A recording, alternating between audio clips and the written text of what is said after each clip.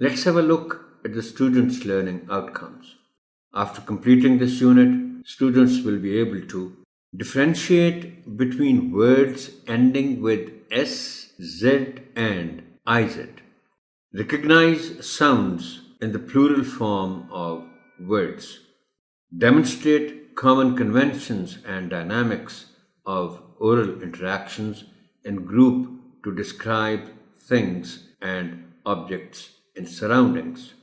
Respond to the text post-reading to express likes or dislikes, express understanding of story through pantomime and simple role play.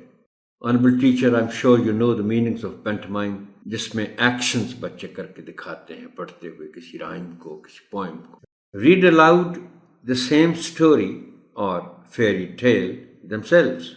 Identify names and characters. Respond orally and in writing their likes and dislikes about the story or character.